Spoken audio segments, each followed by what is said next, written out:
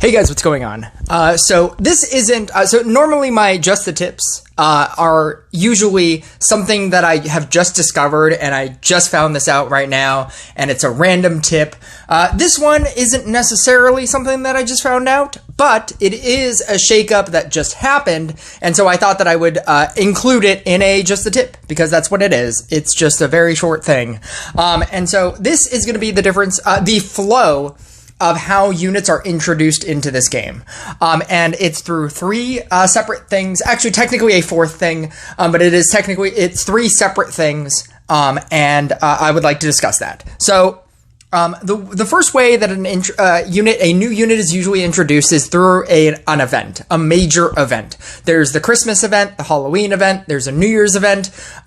There's usually very big events that come into the game. There was a spring event, and that's how they introduce new characters into this game.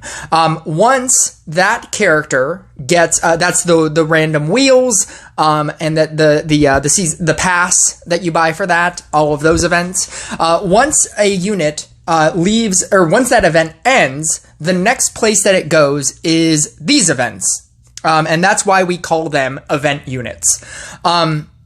So these are going to be your top 6 event units that you can specifically only get in events. So Mirror Match, Rush for Glory, Royal Trials. You will spend, it's 100 coins, 100 event currency. It's all cumulative. So through each event, you're gaining the same currency.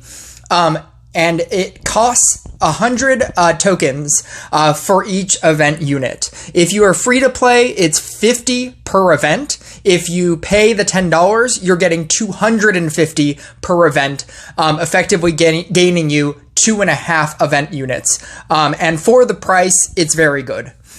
So currently in the event unit spots, you have Bard, Treant, Sea Dog, Riding Hood, Genie, and then the Gunslinger, right? So once it leaves there, the next avenue that you can get them is through Laboratory of Experiments. Now, if you'll notice, Laboratory of Experiment doesn't have everything. Namely, it doesn't have Bard, Treant, and Gunslinger. It'll always never have 3 of the top most recent things. So in this case, it's Bard, Treant, and Gunslinger. Those units you can still only get in events. And so if you want a Bard, Gunslinger, or a Treant, even though you can get, you can pay 100 to get these other ones as well, you can only get Bard, Treant, and Gunslinger in events. They just recently moved Genie into Laboratory of Experiments, and that's the newest edition. And that's how these units, that's how you can now obtain a Genie. And then once it leaves here, because then there is another rotation, it goes into what I like to call an out-of-the-box legendary. So when you're using Magic Dust, when you get a random legendary, these are what I consider out-of-the-box legendaries. And so you'll notice the event units that used to be event units and now have been downgraded all the way down to out-of-the-box legendaries are Minotaur, Robot, Tesla, and Spirit Master. Tesla and Spirit Master obviously being the newest ones. So that is the flow. And so if you wanted to know how to get all of these different event units are normally the most powerful units in this game. That is the flow of how long you have to wait.